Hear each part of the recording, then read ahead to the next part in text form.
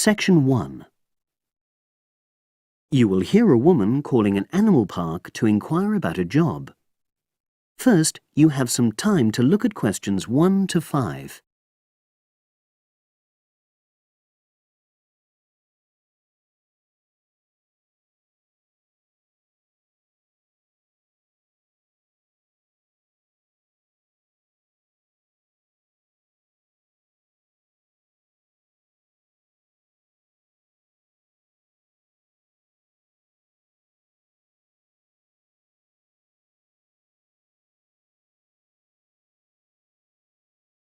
You will see that there is an example which has been done for you. On this occasion only, the conversation relating to this will be played first.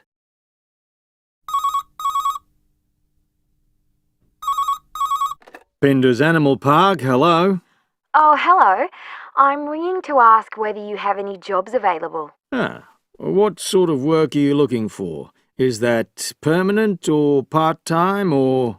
Actually, I'm just looking for temporary work. I'm a student. Oh, right. I'll just get a form and ask you a few questions. The woman says that she wants temporary work, so temporary has been written in the space. Now we shall begin. You should answer the questions as you listen, because you will not hear the recording a second time. Listen carefully and answer questions 1 to 5.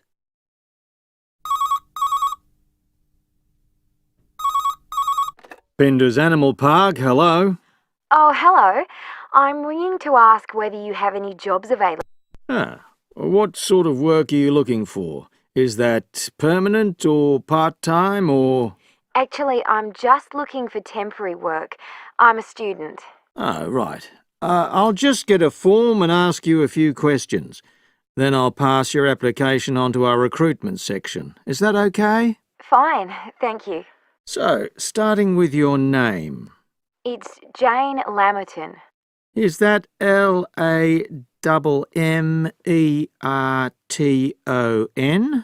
There's only one M in it. Oh, right. And your address? It's 42 West Lane. Right. And is that in Exeter? Yes. Okay. And can you give me your mobile phone number? 07792 430 921. Right. Now, the next thing is, when are you available to start work? I finish college on the 8th of June. That's in 3 weeks' time. But I can't start work till the 11th because I've got a hospital appointment on the 10th of June. No problem. Now, I need to ask you a few questions about the type of job that might be suitable. Do you have any particular kind of work in mind? It doesn't necessarily mean that you will get work in the field that you want, but I can record your preferences. Well, I'd do anything. And I have worked as an assistant animal keeper before, when I was still at school. But I'm studying at a catering college now, and I'd really like to get some experience as an assistant cook if possible. Right. So that's your first choice. Have you done that kind of job before? No, but I've helped my aunt sometimes. She runs a cafe in Exeter. Would you say you've got any relevant skills then? Well, I'm used to using the kind of equipment you usually find in a kitchen. Before you hear the rest of the conversation, you have some time to look at questions 6 to 10.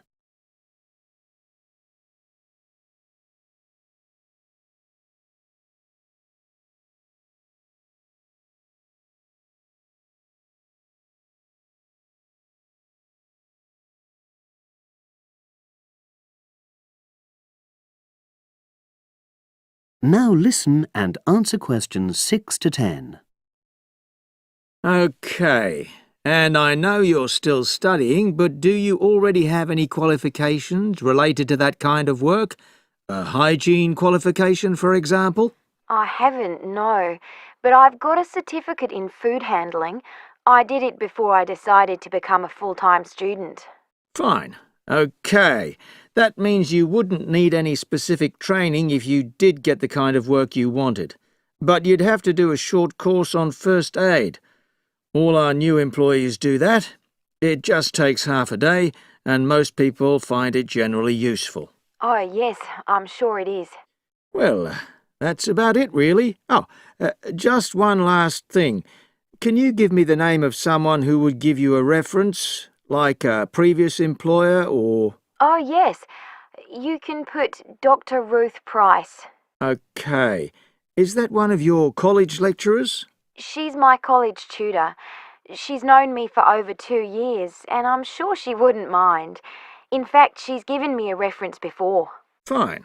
We'd probably contact her by phone. Do you happen to know her number? I've got it on my phone, yes. It's 0208 685 114. That's a landline. Good.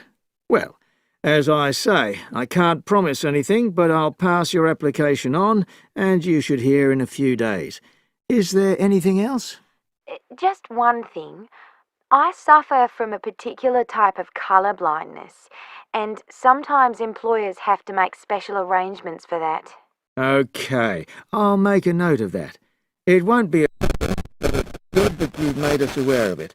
You can provide us with more details if you're offered a job. Okay. Thanks very much. Bye. Bye. That is the end of section 1. You now have half a minute to check your answers.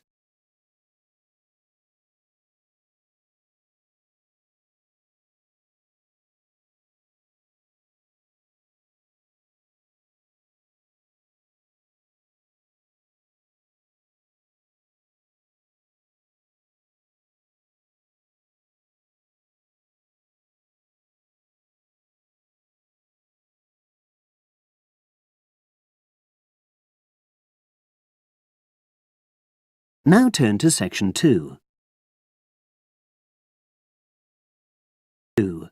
Section 2.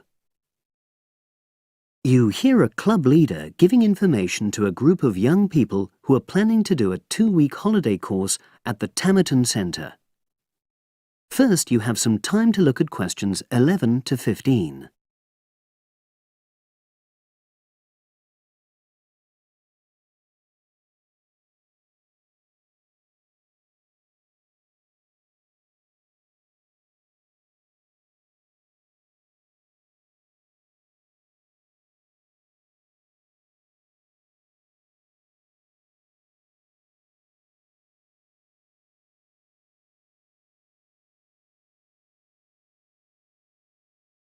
Now listen and answer questions 11 to 15. Hello, everyone. I've been asked to talk to you this afternoon about next month's trip to Tamerton Study Center for the 2-week course. Now, some of the things I'm going to say you may have already heard or read about, but I think it's important to emphasize a few key points. First of all, it's worth reminding you why Tamerton was set up in the first place, in the late 1960s. That was really before all the concern with preserving the environment, which everyone talks about these days. The idea was simply to get people out of the cities and into the country and to find out that just being outdoors can be very rewarding. This is not going to be a holiday in the usual sense. It's called an adventure course because you'll really be stretched to your limits, but that in itself can be a positive thing. The group I took last year, for example, said that although they actually felt pretty weak and exhausted all the time, it really made them learn a lot about themselves and increased their confidence. And in the end, that's the most important thing. Now, all of you knew about policies at Tamerton before you signed up for it, so you know that in many ways it's quite old-fashioned. You don't have a lot of choice in what you do. But something which I think makes the place so special is that you get to try so many different things every day. For instance, one day you'll do climbing, and the next you'll be surveying rock pools. It's not intended that you become an expert in any of them, It's more like a taster, which you can follow up if you want. And there isn't a lot of free time. Organized activities and talks, etc., go on until 9 p.m., and lights go out at 11 p.m. There are table tennis tables with all the equipment and board games, though I have to say the pieces often go missing, so it's a good idea to take your own. There's a DVD player with a good selection of films suitable for this age group, so don't take yours. Bedtime at 11 p.m. is strictly enforced, and there's a good reason for this. You're all under 18, and we organizers need to know that all group members are accounted for in the house as we close for the night. And of course, you'll be so exhausted anyway that you'll be too sleepy to want to cause any trouble. Now you have some time to look at questions 16 to 20.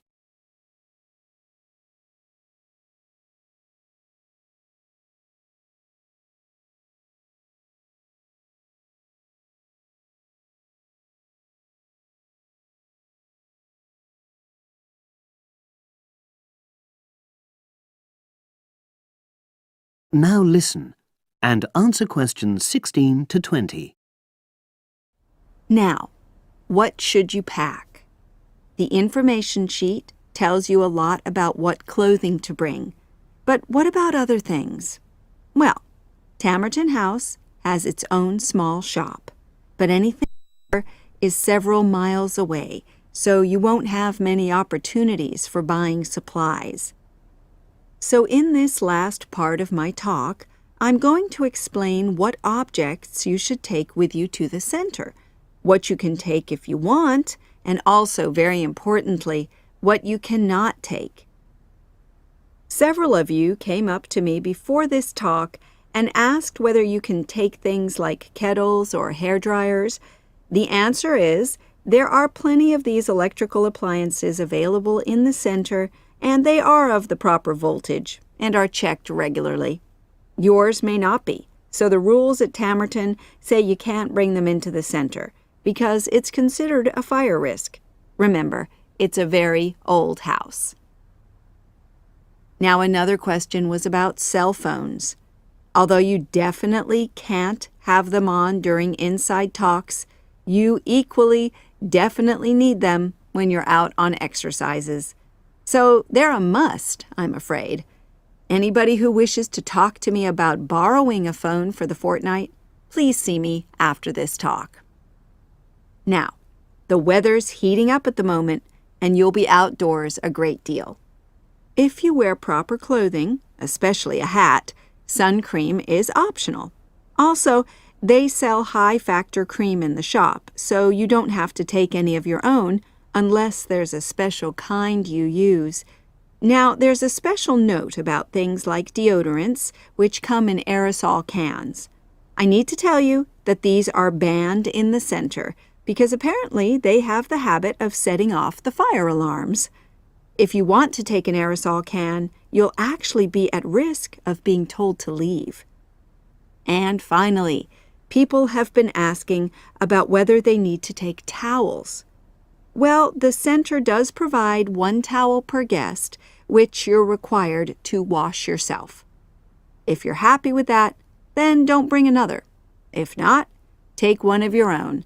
Just remember how much outdoor exercise you'll be doing and how dirty and wet you'll be getting. That is the end of section 2. You now have half a minute to check your answers.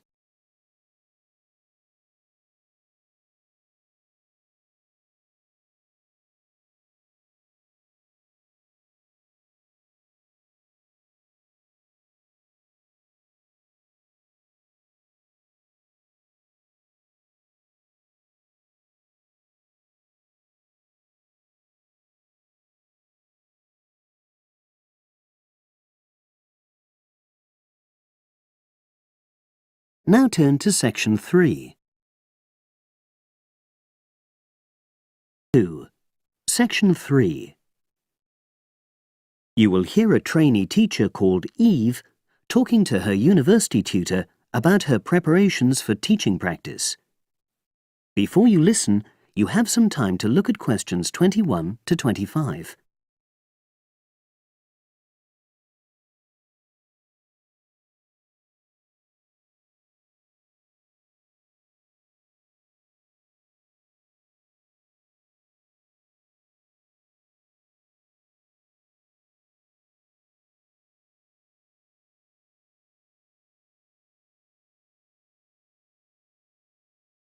Now listen and answer questions 21 to 25. Hello, Eve. Come in and sit down. How's it going? Fine, thanks. I'm looking forward to my teaching practice next week. Good. Now, you've got 2 classes, haven't you? Year 3 and Year 6. Have you done your lesson plans? Well, I've decided to take the topic of renewable energy. I haven't done a lesson plan for Year 6 yet, but I thought I'd base their lesson on an example of very simple technology. So I've brought this diagram to show you. I got it from the internet. Let's see. A biogas plant.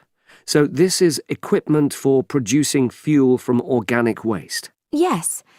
The smaller container on the left is where you put the waste you've collected. Right, and from there it's piped into the larger tank. That's right. And that's slurry on the base of the larger tank. Right. And what exactly is slurry? It's a mixture of organic waste and water. So is that pipe at the bottom where the water comes in? Yes, it is. As the slurry mixture digests, it produces gas, and that rises to the top of the dome. Then, when it's needed, it can be piped off for use as fuel in homes or factories. It's very simple. I suppose there's some kind of safety valve to prevent pressure build-up? That's the overflow tank. That container on the right. As the slurry expands, some of it flows into that, and then once some of the gas has been piped off, the slurry level goes down again, and the overflow tank empties again. I see. Well, I think that's suitably simple for the age level it's for. I look forward to seeing the whole lesson plan. Thanks. And can I show you my ideas for the Year 3 lesson? Of course. Let's look. Before you listen to the rest of the conversation, you have some time to look at questions 26 to 30.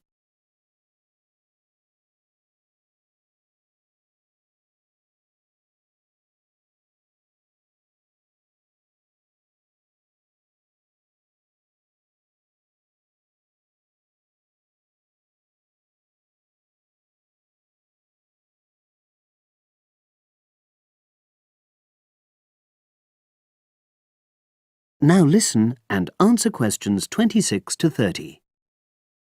I thought I'd introduce the topic by writing the word energy on the board and reinforcing the spelling and the pronunciation.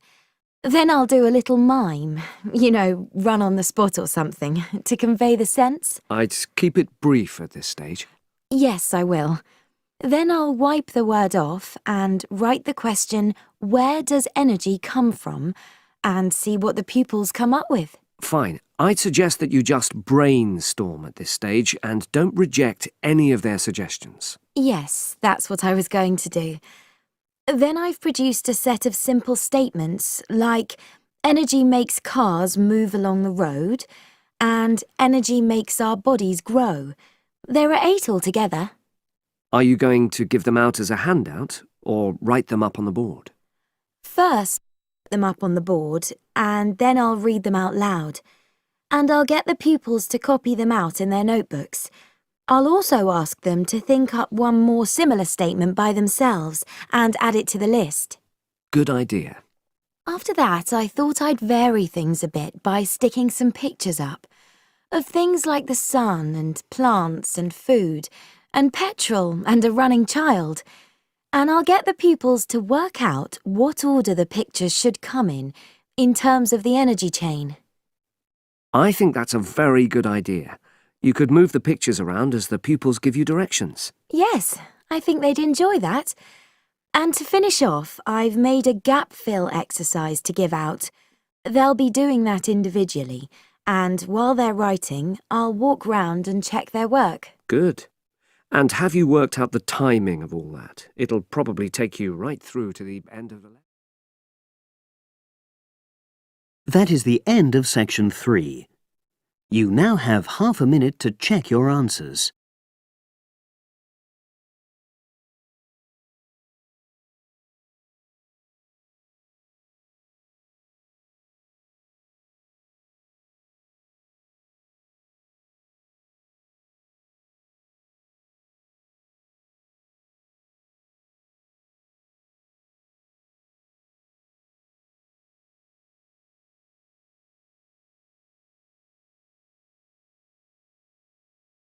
Now turn to section 4. Section 4.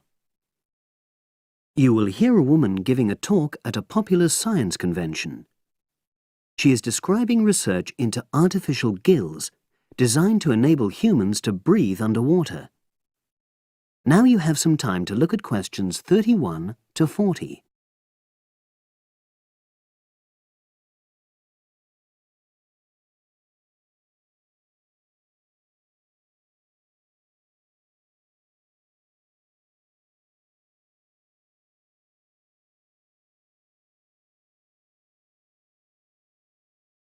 Now listen and answer questions 31 to 40. In my talk today, I'll be exploring the idea of artificial gills. I'll start by introducing the concept, giving some background and so forth, and then I'll go on to explain the technological applications, including a short, very simple experiment I conducted. Starting with the background. As everyone knows, all living creatures need oxygen to live. Mammals take in oxygen from the atmosphere by using their lungs, and fishes take oxygen from water by means of their gills, which of course in most fishes are located either side of their head. But human beings have always dreamt of being able to swim underwater like the fishes, breathing without the help of oxygen tanks. I don't know whether any of you have done any scuba diving, but it's a real pain having to use all that equipment. You need special training, and it's generally agreed that tanks are too heavy and big to enable most people to move and work comfortably underwater. So scientists are trying a different tack. Rather than humans carrying an oxygen supply as they go underwater, wouldn't it be possible to extract oxygen in situ? That is, directly from the water while swimming. In the 1960s, the famous underwater explorer Jacques Cousteau, for example, predicted that one day surgery could be used to equip humans with gills. He believed our lungs could be bypassed and we would learn to live underwater just as naturally as we live on land. But of course, most of us would prefer not to go to such extremes.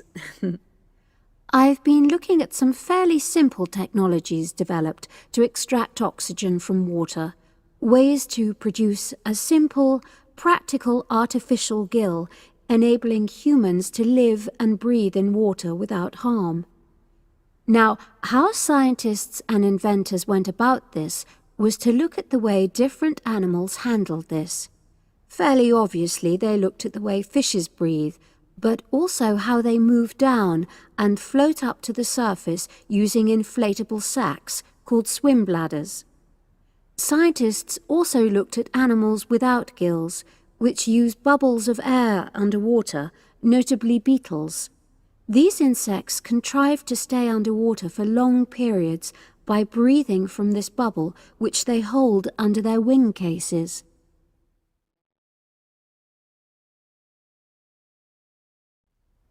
By looking at these animal adaptations, inventors began to come up with their own artificial gills. Now, making a crude gill is actually rather easy, more straightforward. You take a watertight box, which is made of a material which is permeable to gas, that is, it allows it to pass through inwards and outwards. You then fill this with air, fix it to the diver's face, and go down underwater. But a crucial factor is that the diver has to keep the water moving so that water high in oxygen is always in contact with the gill, so he can't really stay still. And to maximize this contact, it's necessary for your gill to have a big surface area. Different gill designers have addressed this problem in different ways, but many choose to use a network or lattice arrangement of tiny tubes as part of their artificial gills. Then the diver is able to breathe in and out. Oxygen from the water passes through the outer walls of the gill, and carbon dioxide is expelled. In a nutshell, that's how the artificial gill works. So, having read about these simple gill mechanisms, I decided to create my own. I followed the procedure I've just described, and it worked pretty well when I tried it out in the swimming pool. I lasted underwater for nearly 40 minutes. However, I've read about other people breathing through their gill for several hours. So the basic idea works well, but the real limitation is that these simple gills don't work as the diver descends to any great depth because the pressure builds and a whole different set of problems are caused by that. Research is being done into how these problems might be overcome, but that's another story, which has to be a subject of another talk. Despite this serious limitation, many people have high hopes for the artificial gill, and they think it might have applications beyond simply enabling an individual to stay underwater for a length of time. For example, the same technology might be used to provide oxygen for submarines, enabling them to stay submerged for months on end without resorting to potentially dangerous technologies such as nuclear power. Another idea is to use oxygen derived from the water as energy for fuel cells. These could power machinery underwater, such as robotic devices. So, in my view, this is an area of technology with great potential. Now, if anyone has any questions, I'd be happy to answer. Yes, lady at the back. That is the end of section 4. You now have half a minute to check your answers.